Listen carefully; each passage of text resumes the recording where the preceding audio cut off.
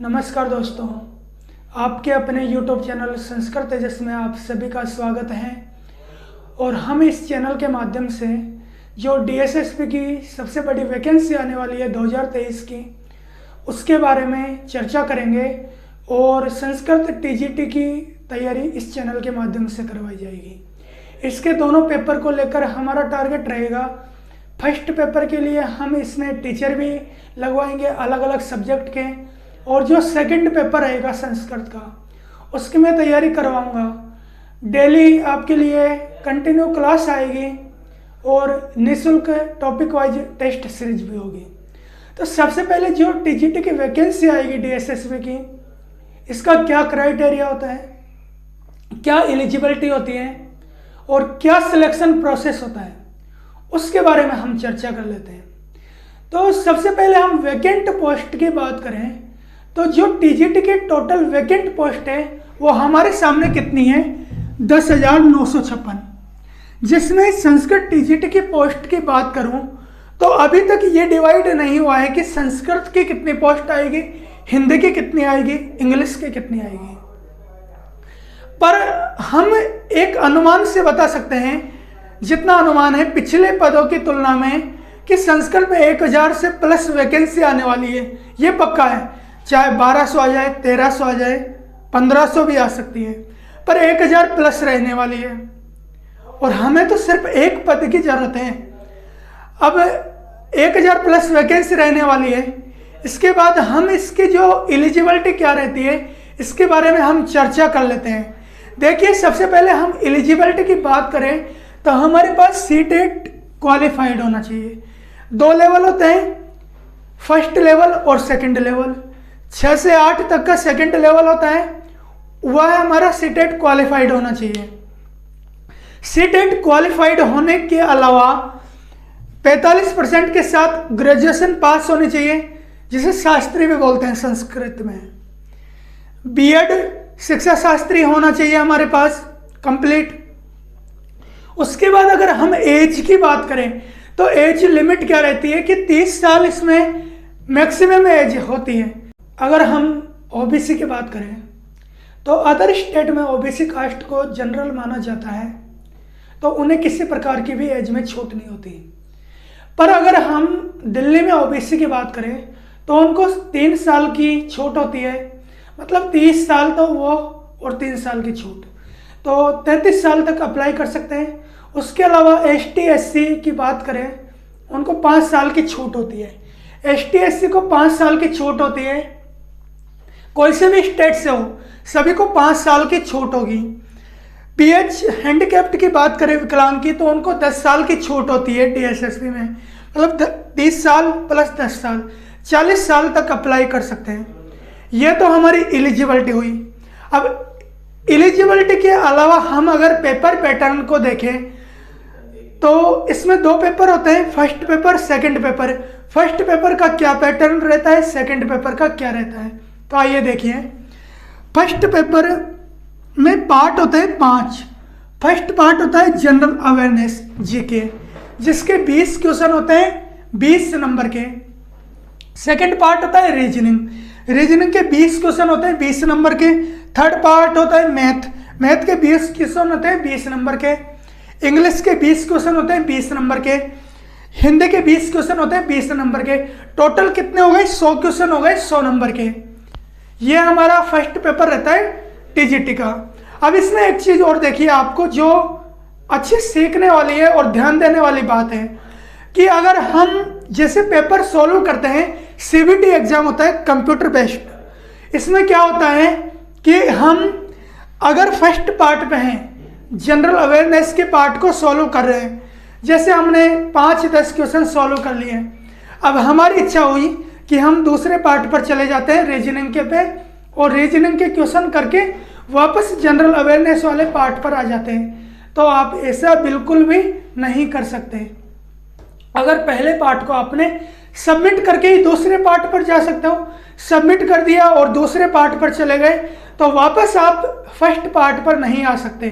तो इस चीज़ को ध्यान देने योग्य बात है कि अगर हम फर्स्ट पार्ट कर रहे हैं तो उसके जितने क्वेश्चन आ रहे हैं उनको हमें सॉल्व कर लेना चाहिए एक बार में, उसके बाद ही सबमिट करके दूसरे पार्ट पर आना चाहिए। अब उसके बाद देखिए फर्स्ट पेपर हो गया।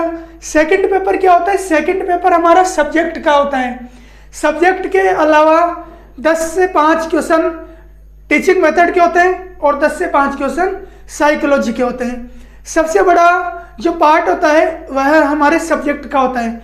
अगर हम संस्कृत से हैं तो संस्कृत के अधिक क्वेश्चन होंगे, हिंदी से हैं तो हिंदी के क्वेश्चन होंगे, इंग्लिश से हैं तो इंग्लिश के क्वेश्चन होंगे। ये तो रहा हमारा पेपर सेकंड। पेपर सेकंड भी 100 नंबर का होता है, 100 क्वेश्चन होते हैं। 100 नंबर का 100 क्वेश्चन, टोटल कितना हो गया? 100 क्वेश्चन फर्स्ट पेपर के, 100 क्वेश्चन सेकंड पेपर के, टोटल 200 क्वेश्चन 200 नंबर के होते हैं, जिनको हमें कितने घंटे में सॉल्व करना है? 2 घंटे में हमें सॉल्व करना होता है। सीबीटी एग्जाम होता है, 2 घंटे काफ़ी कम टाइम होता है, पर डीएसएस भी इतना ही टाइम देती है। इसके अलावा हम नेगेटिव मार्किंग की बात करें तो नेगेटिव मार्किंग इसमें 0.25 रहती है। मतलब एक क्वेश्चन गलत होने पर 0.25 से मार्क्स आपके कट जाएंगे। 1/4 माइनस मार्किंग बोले तो 4 क्वेश्चन गलत करने पर 1 सही क्वेश्चन आपका कट जाएगा। ये इसमें माइनस मार्किंग रहती है।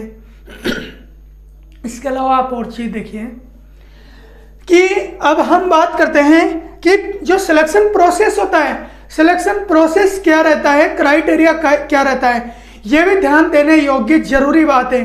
अगर ये ध्यान नहीं दिया तो हम सिलेक्शन की रेस से काफ़ी दूर चले जाते हैं और इसके क्राइटेरिया के अनुसार ही हमारे पास वैकेंसी में पद खाली रह जाते हैं। क्या क्राइटेरिया है देखिए, फर्स्ट पेपर और सेकंड पेपर, इसका जो क्राइटेरिया रहता है वह रहता है कि जनरल कास्ट से हो आप तो आपको 40% मार्क्स लाना जरूरी है। फर्स्ट पेपर में भी आपको 40% मार्क्स लाना जरूरी है और सेकंड पेपर में भी आपको 40% मार्क्स लाना जरूरी है, जनरल और ओबीसी हो आप। अगर ओबीसी दिल्ली से है तो उनको 35% मार्क्स लाना जरूरी है। अगर हम एसटी एससी की बात करें तो एसटी एससी कास्ट को 30% मार्क्स लाना जरूरी है। पीएच हैंडीकैप्ड को भी 30% मार्क्स लाना जरूरी होता है दोनों पेपर में, 30% फर्स्ट पेपर में, 30% सेकंड पेपर में। यह नहीं है कि आप एक पेपर में क्राइटेरिया फिक्स कर लिए तो दूसरे पेपर में नहीं कर पाए तब भी आप योग्य नहीं हो। तो इस कारण आपको दोनों पेपर की अच्छे से तैयारी करनी है। और जो संस्कृत तेजस चैनल है यह आपको संस्कृत टीजीटी की अच्छे से तैयारी करवाएगा दोनों पेपर की।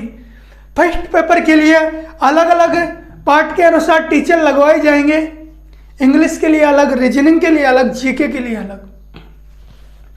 तो आप संस्कृत टीजीटी से अगर सरकारी मास्टर बनना चाहते हैं, अपनी पोस्ट निकालना चाहते हैं, तो आप एक बार संस्कृत तेजस चैनल से जुड़िए, अपना भरोसा जताइए। जरूरी नहीं है कि स्मार्ट बोर्ड से ही हम पढ़ सकें, व्हाइट बोर्ड से भी हम पढ़ सकते हैं। संसाधन जरूरी नहीं होती, जरूरी होती है कि हमारी नॉलेज, प्रेजेंट करने का तरीका, समझाने का तरीका, हम जिस तरीके से समझ रहे हैं वो तरीका हमारे लिए बेस्ट रहता है। तो आप संस्कृत तेजस चैनल के माध्यम से आप अच्छी प्रकार से मूल ग्रंथों के माध्यम से अध्ययन करेंगे और मेरा विश्वास है कि आप जो सपना लेकर इस चैनल से जुड़ेंगे वो सपना आपका पूरा होगा। अब ये बात हो गई। इसके बाद कल से आपको संस्कृत टीजीटी का जो सिलेबस रहने वाला है उसकी हम चर्चा करेंगे और उस सिलेबस के साथ साथ ही हम 1 या 2 क्लास प्रतिदिन लाएंगे। अभी रिकॉर्डेड क्लास रहेगी चेतक बैच के माध्यम से और अगर आप सभी ने साथ दिया तो हम लाइव क्लास भी लेकर आएंगे और ऐप भी लॉन्च करेंगे। पर आप सभी का साथ की मुझे बहुत ज़रूरत है। अगर आप सभी का साथ बना रहा तो मैं बहुत अच्छे तरीके से आपको प्रेजेंट करूंगा। ये मेरा आपसे विश्वास नहीं है, विश्वास से भी बढ़कर एक भरोसा है। तो धन्यवाद। आइए क्लास में कल के में। धन्यवाद।